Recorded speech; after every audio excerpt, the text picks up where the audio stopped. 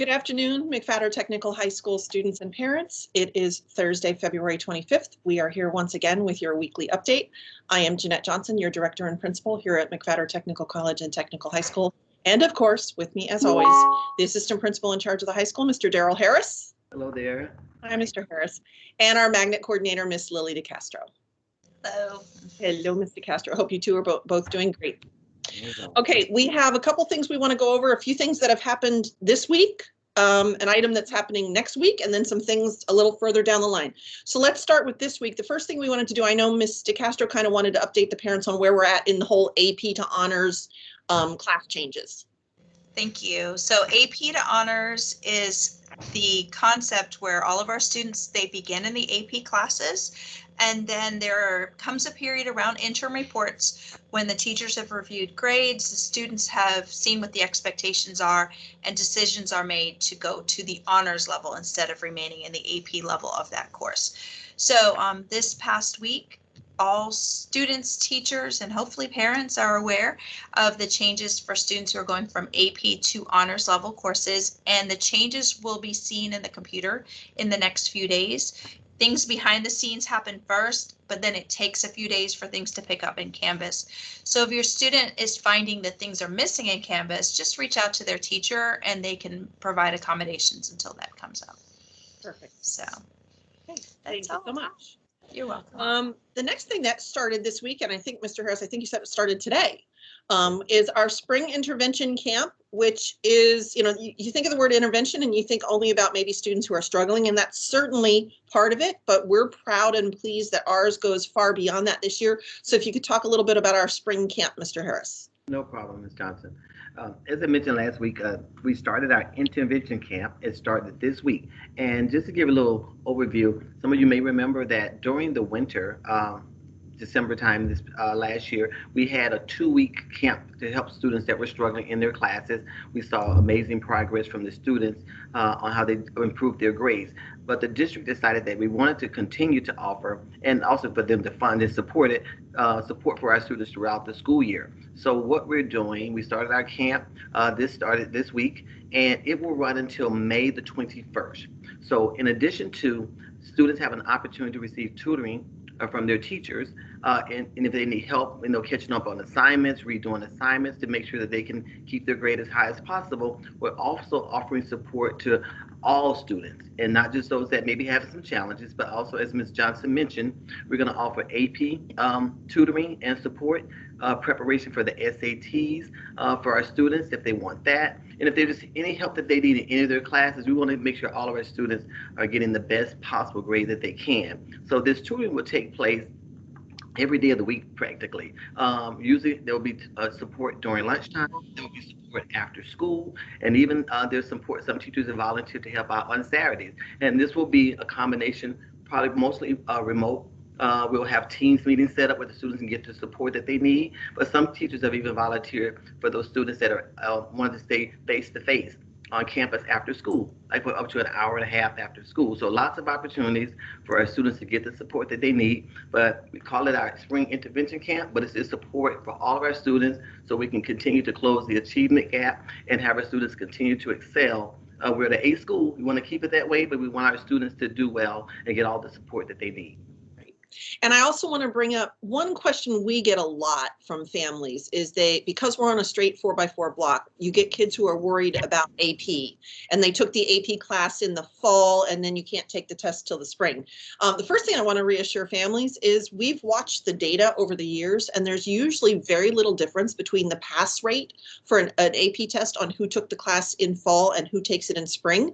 And one of the reasons we think that is true is the AP prep and refresh that we offer. So I just want to make clear, Mr. Harris, when we're talking, you know, obviously the intervention camp for non-AP classes is for students who want assistance, obviously, with the courses they're in now. But the AP is not just for kids who are in the AP class now, but even the kids who had the class in the fall and are looking for tutoring to stay fresh in advance of the test, correct? Yes, and that is absolutely correct. And several of the teachers, and that was one of the reasons many of the teachers volunteer. They say, "Oh, I want to make sure those students that had the course in the fall feel like they have the same opportunity and advantage by being refreshed and going over information that the teachers know will be on the AP exam, so they're prepared." So this is an opportunity for all the students. That is correct, Ms. Johnson. And so then if a student or a parent wants to know which options are available to me for XYZ class, when is the tutoring available? When is the refresh available? I'm assuming they could reach out either to their specific related teachers or to perhaps the guidance counselor? Yes, no, that is correct because all the teachers have been notified. Some of them have already sent links out and surveys to their students. They've received responses as well. So reach out to their teacher or the counselor, and if you don't find anything there, reach out to me. But we will make sure that you get the support that you need. Perfect. Thank you so much. Welcome. Next week, we've got a big event coming up for one group of our students, and that is the SAT. And for the details on how that's going to run, I would like to invite Mr. Castro to speak on that. Thank you again. So our SAT day on campus for 11th graders is on March 3rd. So that is next Wednesday, I believe. Let me double check that I'm not wrong. So March 3rd is the Wednesday. It will begin at 9:15 at the beginning of the school day. All students should be aware of where they're going, but we will have staff on the east and west end for anyone who has a question, which room they'll report to. Just want to remind everybody who is taking the test, we are following social distancing rules. Everyone must wear a mask the entire time you're here, except for when eating lunch, and you do have the choice to stay and have lunch. We'll do orders for that. The traditional school lunch is available to everybody. We do have cafe items for sale. And so masks on. If you're not feeling well, please don't come and take the test that day. There'll be other opportunities in the future. But other than that, test is on March 3rd. You should all have a plan on how to get here. Any student who is not going to stay the entire school day will need to sign out. And anyone who is staying the entire school day will need to bring their laptops so that they can log into their classes after the test is over. I think those were the main things that I wanted to say. But, you know, the SAT is a measure for readiness for college admissions. It's not intended as a stressful thing. We just want the students to come in and get scores to, you know where they stand today. So I don't want anyone worried about the test because I find some people worrying a little more than they need to. So that was it. If people have questions about the test or about how things are going to run that day, who should they reach out to? They can email me. I'll get the answers for the questions if necessary. So lillie.decastro@browardschools.com with it. And we're excited to see the students on campus that day. Remember, we're keeping 6 feet apart at all times. Well, yes. It was a little much for them. Yeah. And then you mentioned that students who aren't going to stay for the whole day will need to sign out. We want to remind everyone that a sign out requires your parent signing you out. The students aren't signing themselves out. So if the student is not going to stay for the whole day, parent needs to be prepared to sign the student out when they're done with their test. Correct. And they would come to the west end of campus to do that. Great. Thank you. Okay, and then we just had a couple of other things we wanted to share with our families. First of all, earlier this week, also juniors, all of the juniors had an assembly. Parents, hopefully your sons and daughters told you what we went through in that assembly. It was a Teams assembly, obviously. We talked a lot about grades, attendance, yearbook photos, and so forth. But the other thing I wanted to take just a quick minute and make sure that your sons and daughters told you about was they learned a little bit from Miss Lynn, who is our brace advisor, about the scholarship process, the application process, and beginning to start planning for post-secondary planning. And so one of the things that was mentioned, Miss Lynn will be sending a letter out to the families of all our juniors probably in the next week or two. And for those of you who haven't worked with her before, her role is to help students and families figure out what their post-high school plan is and then figure out how to help them get there. And so one of the things we're really proud of is she is available to meet individually with a student and their parents or guardians for as much as an hour or more to individually talk about what that student's goals are. Therefore, if it's to college, what kinds of colleges might you be interested in? What scholarships are available? If it's interest in the military, she can help make those connections. If it's interest in the workforce, she can help you in those directions as well.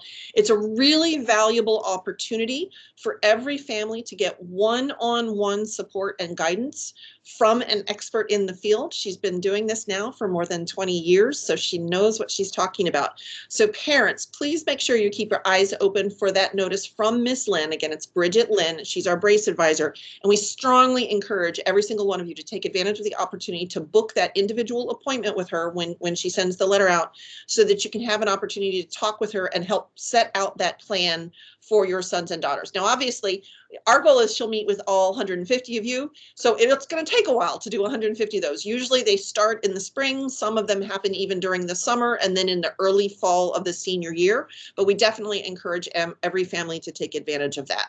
I didn't know if either of you wanted to add anything on that topic. Well, I just wanted to comment and add to it is Ms. Johnson was stating how valuable and important Ms. Lynn is to you and your students as well, your children rather. But last year we had $3.5 million that was awarded in scholarships that our seniors received. So there's a lot of opportunities, a lot of money out there, a lot of support. So take advantage of the opportunity to speak with Ms. Lynn. I just wanted to add that. And I want to say that historically, when those letters do go out, I don't know if she's going to mail them or email them, but historically, when those appointments are getting booked, they go quickly. Before you know it, I mean, you can try to reach out on the second week and find that you're getting a summer appointment. So you definitely want to be on the lookout for that and do it as quickly as possible. She is going to be sending a link so that you can actually go into her calendar and see what times are available. That is the current plan versus having to do a call-in. So when you get it, if you're reading it at night, you can go online. You don't have to wait to catch us in the office, which is a great bonus now. Yeah. So parents, nothing is out there yet. So No. So don't worry about it yet, but over the next couple of weeks, make sure you're on the lookout for that information. And if not, if you don't hear it, if you don't see it, ask your son or daughter, contact your school guidance counselor, so that we make sure you don't miss out on that opportunity. And then the last thing I wanted to mention, I know we've already gotten questions. Lots of people are wondering what's going to happen with end of the year senior class of 2021 events. I will tell you that the senior class sponsors and the senior class officers are having conversation around what kinds of year-end senior activities there might be. And we don't have decisions yet because some of it depends on the district, some of it depends on conditions in the community. So things like grad bash, prom, etc., we're still waiting on. But one of the things I specifically wanted to mention was Mr. Runcie the superintendent put out an announcement yesterday mentioning that it is the district's goal to have an in-person, some sort of modified in-person graduation available for all schools.